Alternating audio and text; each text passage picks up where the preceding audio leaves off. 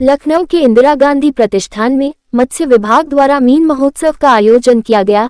इसका शुभारंभ 27 फरवरी को कैबिनेट मंत्री संजय निषाद जी के द्वारा किया गया। 2 दिवसीय इस कार्यक्रम में विभिन्न तरह के मत्स्य से संबंधित स्टॉलों को लगाया गया और मत्स्य के पालन के संबंध में किसानों को प्रोत्साहन देने का कार्य किया गया। खास मुलाकात इस मत्स्य कार्यक्रम के आयोजन से 2026 उत्तर प्रदेश में इंदिरा गांधी प्रतिष्ठान में 27 से 28 फरवरी को हुआ है और उसका उद्घाटन भी कल हुआ है। तो इसके बारे में आप क्या कहना चाहेंगे सर? आपके और आपके सभी दर्शकों को, मेरे बंधुओं को मेरा नमस्कार। मेरा नाम नवनीत कुमार है। मैं मसूरी झील गाजियाबाद से आया हूँ। हम लोग मत्स्य पालन करते हैं गाजियाबाद में और हमारा प्रोजेक्ट है, वहाँ पे एक्वा टूरिज्म भी होता है और मत्स्य पालन का भी एक साथ होता है कल्चर भी। हाँ जी सर, यहाँ पे जो एक्सपो में लोग शामिल हो रहे हैं तो किन किन राज्यों से हैं या पूरे उत्तर प्रदेश से, और कितने स्टॉल लगे हैं सर? ये उत्तर भारत का पहला अपना आप एक्सपो है जो केवल सिर्फ मत्स्य किसानों के लिए हो रहा है, एक्वाकल्चर का। और हमारे पास 50 से ज़्यादा का स्टॉल लगे हुए हैं और करीबन उत्तर भारत से, नेपाल से, हरियाणा, पंजाब, बिहार, पूरा समस्त उत्तर प्रदेश से किसान आए हुए हैं। कल भी आए थे, आज भी आए हैं। कल 27 तारीख से प्रोग्राम स्टार्ट हुआ है। 28 तारीख में शाम 5 बजे तक इस प्रोग्राम चलेगा। किसान बंधु सभी को आमंत्रित है, सभी का जो आए उन सबका स्वागत है और हम सबको आना चाहेंगे, सब आइए। यहाँ पे आपको लेटेस्ट तकनीकी मिलेगी। लेटेस्ट जो मत्स्य पालन में नई नई तकनीकी के लोग आ रहे हैं, नए नए स्टार्टअप हो रहे हैं, उन सब पे आपको ज्ञान मिलेगा। और एक हमारी गोष्ठी भी हो रही साथ में। आप वहाँ पे आके किसान से, जो एक्सपीरियंस किसान हैं, जो हमारे सीफी से, जो हमारे वैज्ञानिक लोग हैं, हमारे प्रोफेसर लोग हैं, उनसे आके आप अपनी व्यक्तिगत पर्सनल डिस्कशन कर सकते हो, अपने प्रोजेक्ट बात कर सकते हो, मार्केटिंग की बात कर सकते हो, फाइनेंस मैनेजमेंट की बात कर सकते हो। कोई डिसीज़ आ रही है आपकी मछली में, उसके बारे में बात कर सकते हो। आपकी मछली का FCR है, वो आपका उसके बारे में डिस्कस कर सकते हो। सब कंपनी वाले लोग आए हुए हैं, एक्सपर्ट लोग आए हैं। आए, बात करेंगे संभावनाओं पे, चर्चाओं पे। उम्मीद सर, जैसे कि डॉक्टर निषाद जी हमारे जो है नेता हैं, कैबिनेट मंत्री हैं, उन्होंने मत्स्य पालन को बृहत उस पर स्तर पे किया है, तो इसमें आपका क्या कहना है सर? डॉक्टर संजय निषाद कल आए थे, उन्होंने इनोवेशन में काफ़ी हेल्प करी। उनके मार्गदर्शन में इवेंट हो रहा है।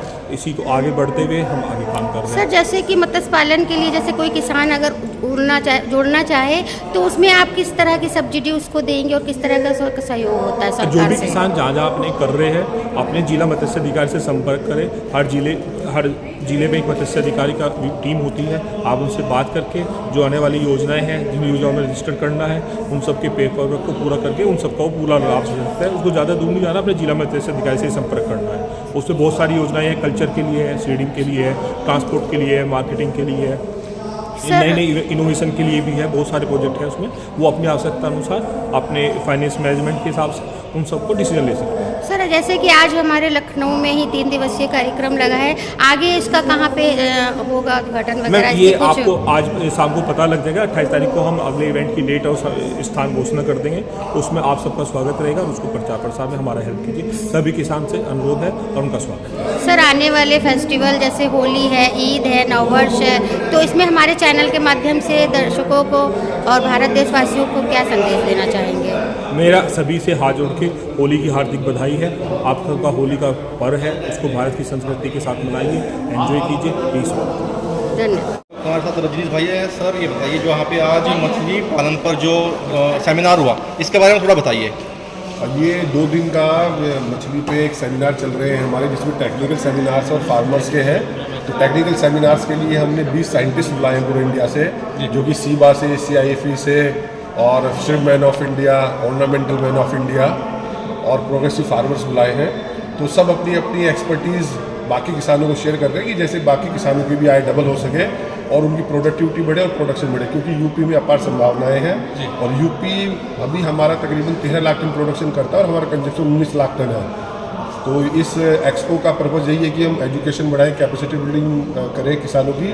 और ये पूरा एक्सपो ऑर्गेनाइज किया है एक्वाएक्स इंडिया ने, जो कि 10 साल पुराना एक प्लेटफॉर्म है जो साउथ इंडिया में सब बहुत अच्छा काम करता है। और प्लेटफॉर्म पे आपको इनपुट से लेकर आउटपुट तक, या कह सकते हैं फॉरवर्ड और बैकवर्ड इंटीग्रेशन, सब चीज़ अवेलेबल है। जो किसान भाइयों को वो मछली का सीड कहाँ से परचेज करें, फीड, मेडिसिन, टेक्नोलॉजी, एरिएशन, और जब सेल करेंगे जो पोस्ट प्रोसेसिंग लॉस होंगे वो कैसे कम हो, और या आप वो सेल करेंगे लाइफ इससे, वो कैसे सेल कर सकते हैं। रंजीत सर, हमारे यहाँ पश्चिमी उत्तर प्रदेश में आपका एक फार्म है सबसे बड़ा, नहीं तो मतलब ना के बराबर है, इसका क्या कारण है? नहीं, पश्चिम उत्तर प्रदेश के किसान है ना, ये कह सकते हैं कि वो गन्ने पे ज़्यादा फोकस करते हैं, लेकिन ग्रेजुअली अगर हम प्रॉफिट की बात करें और मेहनत को कंपेयर करें तो मछली में दोनों बेस्ट हैं। तो धीरे धीरे किसान बढ़ रहे हैं, गन्ने से ज़्यादा प्रॉफिट है। और यूपी हमारा इंडिया में तीसरे नंबर पे है इन टर्म्स ऑफ प्रोडक्शन।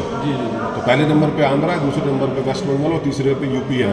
और बिहार भी हमने क्रॉस करके थर्ड पे आए हैं और अभी प्रोडक्शन बढ़ेगा। और हमारा टारगेट है कि 2047 में जब विकसित उत्तर प्रदेश बनेगा तो हम तकरीबन 40 लाख टन हमारा इन हाउस प्रोडक्शन होगा, क्योंकि डिमांड सप्लाई का बहुत बड़ा गैप है और इंडिया हमारा प्रोटीन डेफिसिट देश है। तो हमें अभी हम फूड डेफिसिट नहीं है, खाना हमारे पास अपार है, हमें प्रोटीन पे फोकस करना है। बिल्कुल बिल्कुल। अच्छा, सरकार मदद कर रही है फार्मर, छोटे मतलब लास्ट के 10 साल में हमने स्टेट लेवल पे भी, इंडिया लेवल पे भी प्रोडक्शन डबल से ज़्यादा करा है जो हमारा प्रोडक्शन था।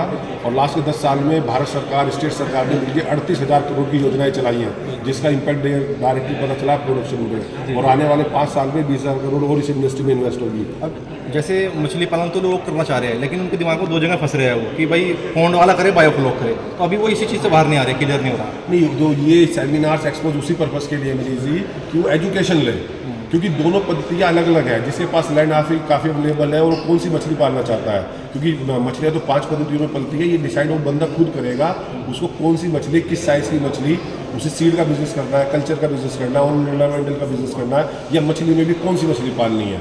तो हर टेक्नोलॉजी अच्छी है, हर बिजनेस अच्छा है, सबसे बेस्ट कि अपनी एजुकेशन में फोकस करें। मेन मकसद ये है कि उनको यहाँ से नॉलेज मिले और वो सही दिशा में काम करे। ये सेमिनार का पर्पज़ ही ये है, जो टेक्निकल सेशंस रखे गए हैं कि जो फार्मर की कहानी, फार्मर की जवानी, जो सक्सेसफुल हुए हैं कि उन्हें क्या प्रॉब्लम्स आई, उन्होंने क्या सोल्यूशन करे, कहाँ से उन्होंने नॉलेज ली, कहाँ से उन्होंने फंड अरेंज करा। तो ये सारे सेशंस में चल रहा है फार्मर। और जो कोई मछली पालन करना चाह रहा है तो फिलहाल अभी उत्तर प्रदेश सरकार से किन किन चीज़ों में मदद कर रही है?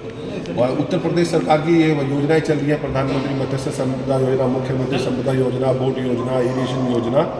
और जो ज़मीन है या तो मछली विभाग से ले सकता है या पेडलरी रेवेन्यू डिपार्टमेंट से ले सकता है। जी, और मोती की खेती का किस तरीके से आप? बिल्कुल, देखिए ये सीप होती है, गांव में मिलती है, आपने देखा होगा अगर आप देख रहे हैं जी। मैं अशोक मनवानी पिछले 28 सालों से मोती के काम पे रिसर्च कर रहे हैं। ये एक रिसर्च का सब्जेक्ट है। इसके अंदर हम लोग देखिए, इसके अंदर अगर आप देख रहे हैं, इसके अंदर भगवान बुद्ध की मूर्ति बनी हुई है। तो ये कैसे आई? तो इसको हमने जिंदा सिप में इसका नाभिक डाला उसी आकार का, और इसे 2, 3, 4, 5 सालों तक रखा तो ये मोती आता है। और इसे हम क्या करते हैं, ऑपरेशन करके पानी में मछली के साथ मोती पालते हैं। ये प्रोजेक्ट कहाँ चल रहा है इस समय? बनारस हिंदू यूनिवर्सिटी वाराणसी BHU में चल रहा है। अभी यहाँ मीन महोत्सव में जैसे सीप का उद्योग अगर कोई व्यक्ति करना चाहे तो उसमें कितना लागत आती है? सरकार इसके लिए 40% पुरुषों को सब्सिडी दे रहा है, महिलाओं को 60% दे रहा है। कितनी जगह की जरूरत पड़ती जैसे है? मछली उत्पादन हो ही रहा है, किसका मछली छोटा है, उससे क्या क्या लाभ है?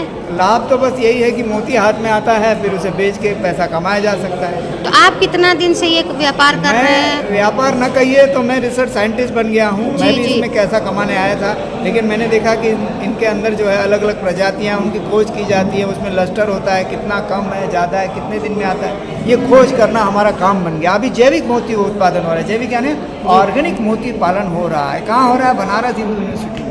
तो हम लोग वहीं रहते हैं, 6 साल से वही काम कर रहे हैं। अलग अलग औजार बनाते हैं, अलग अलग सीपियों को ढूंढते हैं, अलग अलग भोजन की स्थिति देखते हैं। तो ये कार्य हमारा है। जो मीन महोत्सव लखनऊ में हमें बुलाया गया है कि किसानों को ये चीज़ें बताई जाए, बेची ना जाए। हम कुछ बेचते नहीं है, बताते हैं।